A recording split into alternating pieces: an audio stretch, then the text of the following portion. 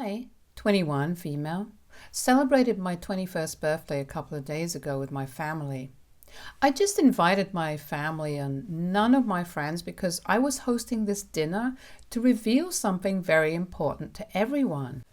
My grandmother had passed away 3 weeks ago, and now it was finally time for me to tell everyone what she told me. I was a little nervous about telling my family what I'd known for so long, and so I decided to rip off the Band-Aid on a day that they couldn't possibly get mad at me. Unfortunately, they did get really upset with me, and that's the whole reason that I'm here at all. 5 years ago, a week after I celebrated my 16th birthday, my grandmother fell really sick. My grandmother and I were close, and I'd actually say that she's the one who actually raised me more than my parents. I used to live with her when I was little because my dad had to travel almost every day for work, and my mother would accompany him. So they'd left me with my grandma, and she's really the one who took care of me. As far as I know, my parents let my grandma take over when I was 3 years old, and they finally came back when I turned 12. So 9 whole years, my grandmother was the one who looked after me while my parents were out in different parts of the country for work. When I was 7 years old, they also had another child. But my grandmother put her foot down and told them that they'd have to take care of my brother themselves. She was getting older, and it was hard enough as it is to look after one child. She couldn't handle another one. So my brother stayed with my parents, and I stayed with my grandmother. We'd all only get together once or twice a month for a couple of days, but even then, I wouldn't feel particularly connected to my parents. I didn't even feel like they were my parents. For me, my grandmother was both my mother and my father. She was my whole world. And if I'm being honest, I did resent my younger brother a bit since my parents had chosen to travel with him and keep him close, but that's not what happened with me. I was a little jealous of him, but then I knew that come what may, my grandma would love me more anyway. We were a family per se, but it always felt like we were divided into 2 units, even after my parents moved back home. It was always my parents and my brother as one unit, and my grandmother and I as another. So obviously, my parents and I, we were never truly able to connect like parents, and their children actually should, because I spent the formative years of my childhood away from them. The same goes for my brother. I was never actually able to see him as my brother and had no sibling protective feelings towards him at all. We grew up very emotionally disconnected, and even after so many years of living together, we're still struggling to truly bond. When I turned 11, my father finally managed to find a better paying job, and so he came back home and moved into my grandma's house so that we could all live together. My grandmother and my father were often at loggerheads, and he sometimes crossed the line while arguing with her. She would often tell me that he wouldn't have had the audacity to be so rude to her had my grandfather been alive. But unfortunately, my grandpa had passed away when I was just 5 years old from a cardiac arrest. This is one of the biggest reasons why our household felt so divided, because I'd obviously always take my grandmother's side when it came to arguments, and my mother and brother would be on my father's side. These arguments were usually either about money or about how to raise my brother and me, where my grandmother and my father had very different ideologies. My father believed that kids are best left alone, and that it's dysfunctional to constantly keep an eye on them, whereas my grandmother believed that kids need to be watched over all the time to keep us out of trouble. And as for the arguments about our finances, they didn't happen because we didn't have enough, but more because we had too much. My father led an extravagant lifestyle, but my grandmother believed that he should be more cautious about spending his money and saving more for our future instead of spending it all on fancy designer clothes for all of us and expensive vacations every few months. My parents believe that my grandmother shouldn't have a say in what my father does with his hard-earned money, But honestly, I could see where my grandmother was coming from. Even when it was just us, my grandmother wouldn't spend her money on unnecessary things and had taught me to do the same. That's not to say she was a miser. She'd definitely spoil me once in a while with whatever I asked for, but that's the important part. She'd do it once in a while and not all the time, so that I didn't grow up to be a stereotypical rich brat with no sense of fiscal responsibility. So this was my childhood. Just really freaking complicated. And like I said, my grandma fell really sick a few days after my 16th birthday, and one day she told me to lock the doors because she wanted to speak to me in person just in case she didn't recover from this. That scared the crap out of me back then, but she told me that what she had to tell me was really important, and so I absolutely had to hear her out. That day, she told me a huge secret that I carried with me for the next 5 years and revealed only a few weeks ago once my grandmother was no longer with us. Back then, she told me that if she passed away, she wanted me to tell my father that he wasn't actually her son. She told me that my grandpa had been married once before, but his ex-wife ran off with his brother and left him with a 1-year-old son to raise all by himself. My grandmother happened to be their neighbor, and she'd always been in love with my grandpa anyway, so she decided to get married to him and raise that child as her own. She'd wanted to explain everything to him once he came of age, but was never able to. And the older he grew, the more difficult it became to bring something like this up. But there was another reason that she was telling me all of this, and that was because she changed her will a few months ago, and now, after she passed away, all her money and the properties that once belonged to her and my grandpa would belong to me. She'd initially wanted to leave it to my father, but she changed her mind after he moved back. And she realized that she actually trusted me a lot more than she trusted him, because she felt that my father would sell everything she loved if it really came down to it. But I would understand the sentimental value. And she admitted that not only did she trust me more, but she also loved me the most in the family as well, which was touching. And I remember both of us crying in that room out of fear that this could potentially be our last real heart-to-heart conversation. She told me that I was not to breathe a word of this to anyone until I turned 18 or until she passed away, whichever happened first. I'm always going to be so thankful that she didn't pass away back then and was able to fight cancer for a full 5 years and spend some more time among us. And actually watch me graduate from a college she dreamt for me to attend before she actually breathed her last a few weeks ago. I'd managed to put off the reading of her will for long enough, but her lawyer told me that we'd have to do it soon enough because my father had been asking about it almost every day now, and he couldn't make up excuses any longer. So on my 21st birthday, I finally decided to reveal the truth to everyone. By everyone, I meant my parents, my brother, and my grandaunt, my grandmother's younger sister. My grandaunt lived in Germany, but she'd visit once or twice a year, and my grandmother would be really happy to reunite with her sister whenever that happened. She'd also left her favorite and very expensive diamond necklace to her sister, so I thought that she definitely deserved to be here. She already knew the truth about my father, but she didn't know that my grandmother had left her anything, which is why I'd invited her. And also because I was certain that I'd need someone on my side for emotional support when I finally told my family the truth that I'd known for ages now. So after dinner and drinks were done with, under the pretext of raising a toast to my late grandmother, I decided to use that as a seg to talk about her will. It was really uncomfortable, but I knew that it had to be done and I had to be the one to do it because my grandmother had entrusted this job to me and nobody else.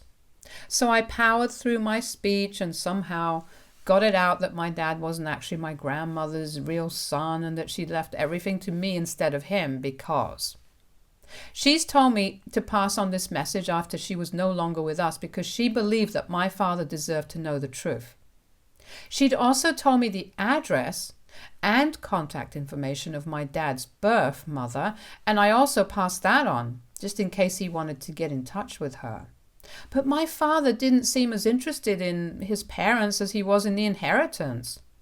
He ignored that bit altogether, and the first question he asked me after I was done talking was whether I was going to split the inheritance or not. Before I could even reply to that, he said that he already knew that the house that my grandmother had left to me would obviously belong to him now, and even told me to talk to the lawyer and get the paperwork done as soon as possible. That rubbed me the wrong way because I just told him that my grandma had left everything to me, including all her property, the house I grew up in, and her old house, the one she'd inherited from her parents.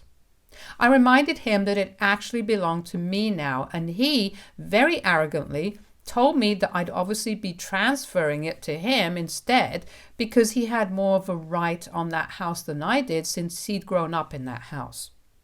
I argued with him, saying that even though I'd grown up in that house and unlike him, I was still living here, whereas he'd moved out once I started college into a better house with a more upmarket address so that he could impress all his friends and colleagues. He'd abandoned my grandmother. I hadn't. I told him that while I was willing to consider splitting the money from the inheritance, the house was non-negotiable. My father and I then got into a really heated argument over it, and eventually even my mother joined in, and my grand aunt had to intervene to stop things from going even more out of hand than they already had. My parents believed that I should not only split the money with them, but I should also transfer the house my dad grew up in for sentimental reasons, as if I don't have the same reasons to want this house. And I've been living here ever since I was a child, so I want to continue living here. Whereas they already have another house, so it's not like they'll be homeless if they don't get this house. My dad even tried to manipulate me emotionally by saying that he just found out that the woman he'd believed was his mother all this while wasn't actually his mother, so just to compensate for the shock of it all, and because I'd kept this a secret from them for so many years, I owed them this house. I don't think that's fair at all, and I told them that whatever happens, I'm not giving up the house. So my parents then proceeded to call me a selfish brat and told me that they'd take me to court and make sure that they got everything they deserved, and I ended up with nothing before they left. My grand aunt was very disturbed, and so was I. So she spent the night and comforted me while I cried. I'd already lost a woman who meant the world to me, and now I was about to lose either the rest of my family or I'd have to lose the place I'd called home for my entire life. It felt really unfair that my father was asking me to give up something that meant so much to me, but nothing more than just another building to him. And I know that's what it really is. He doesn't actually care about this place the way I do, because when he announced his decision to move out, he'd actually said that this house was nice, but he'd found a better and more fitting place to live in, and even wanted my grandmother to sell this house so we could all move. She'd put her foot down and said that while he was free to do whatever he wants to, she wasn't going to leave. That led to another defining fight, which ended with my parents and brother moving out, and my grandmother and I choosing to stay back. We did meet after that as well, but whenever they'd visit us or we'd visit them, it felt weird and strained. It was more out of obligation than anything else, to be honest, so I really don't think there's anything unfair about me wanting to keep the house for myself. I'm still willing to negotiate and give my father half of the inheritance money since that's what he really wants, but I'm not ready to give up the house. AITA for not wanting to give up the house I inherited from my grandmother? Update 1. Hi everyone. It's been a few days since I posted here, and my father and I still can't agree on what to do about the inheritance. But before I start talking about what happened during these past few days, I just want to thank everyone who took the time to offer me advice and for their kind words. That was really helpful. And since I can't exactly discuss these things with my friends right now because of how personal it is, I really do appreciate all the advice and love that everyone has been sending to me. Thank you, everyone. I spoke to my father last evening, and this time it was just us. My mother wasn't on call with him, and neither was my grandaunt here to diffuse the situation either in case it got too tense. He tried to reason with me by saying that since he'd grown up in this house way before I was even born, he deserved it more than I did. Also, the fact that he was already beginning to feel out of touch with his mother ever since he learned that she wasn't actually his mother was more reason for me to let him keep the house. I feel like I have to mention that this house that we're both fighting over doesn't just hold sentimental value, but it's also a total steal. It's a huge 2-story bungalow with beautiful Victorian-era inspired architecture and a picket fence. It's just a stunning house overall. And if I were to sell it today, I'm sure it would easily fetch a huge amount. So instead of arguing with my father and talking in circles, I decided to ask him point blank about what he intended to do with the house if I were to, hypothetically, let him have it. That's when he started fumbling, because both of us were very well aware that he only intended to sell this place because, to him, only the price tag mattered. He tried to tell me that he'd moved back, but when I asked him what he intended to do with the house that he currently lived in if he moved back here, he got mad and said that I was being too nosy and these things were none of my business. I knew for a fact that his irritation at me questioning him was because he knew that I wasn't going to give the house up. And I confirmed it for him right after he said that it was none of my business what he did with the house. I told him that this house was rightfully mine since my grandmother had left it to me and not him. So now he needed to stop trying to fight me over it. Or the next time we'd be speaking, it would be in the company of our respective lawyers. He started yelling at me after that, but I didn't pay much heed to it and hung up. It's been a whole day since and I haven't heard from him, so I think that he is either preparing for a legal battle or maybe he's giving up. Although I hardly think that he's the kind of person who will just give up something like this, but I sure hope he does. I'm too tired and sad to fight. Update 2. Hi. So a couple of things. I would really appreciate it if people refrain from calling my late grandmother names. I can't believe that this even has to be said, but some of you are going overboard with the comments. I do realize that she probably should have told my father the truth herself while she was still alive instead of getting me to do it after she's gone, but calling her manipulative and cunning is taking things a bit too far. She's still my grandmother and I still do love her, so I don't appreciate that at all. I don't know why she made me tell my father, but that was just one little thing I could do for her since she's never asked me to do anything else her entire life and has always been the support system I'd needed. So this was the least I could do for her. I guess she just didn't want to pass away knowing that her son was mad at her even though they weren't on the best of terms already. She didn't want to make things worse before she passed away. That's what I think, but I'll never know for sure anymore. But I will request people to be kind in the comments and in my DMs because calling my grandmother manipulative is really not as helpful as everyone thinks it is. I spoke to my grandmother's lawyer, now my lawyer, yesterday, and she told me that we don't need to worry even if my dad decides to contest the will. For starters, he's not her son by blood, and whatever his father had left him, he's already received, so he's not entitled to my grandmother's money and property anyway. Also, I'm the one who was her primary caregiver because my father moved away a few years back, which is around the time that my grandmother was diagnosed with pancreatic cancer. She fought for 5 long years and I was there with her every step of the way. From her chemo appointments to taking care of her at home. I was the one doing it all. Obviously, I did have help as well because we did hire a full-time nurse, but I also stayed with her and took care of her while my father would only visit sometimes. So legally speaking, my lawyer reassured me that he didn't have a leg to stand on and wouldn't be able to change anything. That's a huge relief because I really don't want to lose this house. This is the place I grew up in, and all the good times I had, all the milestones I achieved, my whole life up until now has been spent here, and I want to continue living here. It'll feel like I'm living with my grandmother, even though she's not actually here. I miss her terribly, and this house isn't just a house to me, it's my home. I don't have anything about my father on a personal level, but I don't think he'll ever understand what this place means to me. He grew up to be a spoiled brat despite my grandparents' best efforts, and now he only sees the price tag attached to things and not the sentimental value. I know it's practical, but it's just really sad if you really think about it, because right now he has almost everything he needs to be happy.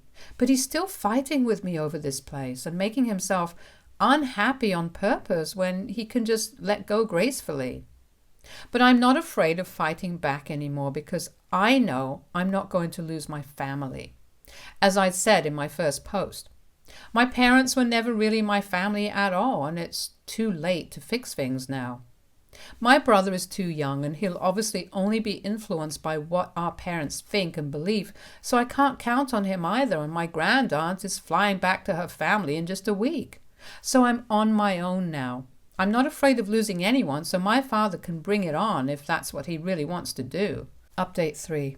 I arranged a meeting today with my dad with our lawyers present, just in case to tell him once and for all what my decision was. He agreed to meet me for lunch very happily because I think he believed that I was finally giving up ownership of the house. So we met for lunch today, and he seemed pretty happy until I finally sat him down and informed him that I had decided to stick to my decision of keeping the house, and I wouldn't be splitting the inheritance money with him either, because since it had all been left to me, I was the only one entitled to it. And his behavior had proven that he didn't really care about my grandma, and so didn't deserve anything that belonged to her. That led to us getting into another fight, and my dad told me that he was going to cut me out of his life entirely if I didn't change my decision. But I accepted that, since I already knew I was on my own. He was very agitated and was being very loud and obnoxious like an entitled child, so by the end of the meeting, I was actually glad that this would be my last meeting with him. He kept threatening to take me to court, but judging by his lawyer's face, I don't think that's going to happen any time soon. Even the poor guy seemed embarrassed to be seen with this screaming mess of a man, which is fair. I'm actually hoping that my dad disowns me legally or something, because after all this, I don't want to be associated with him anymore. Stay tuned for more stories from our girl relationships.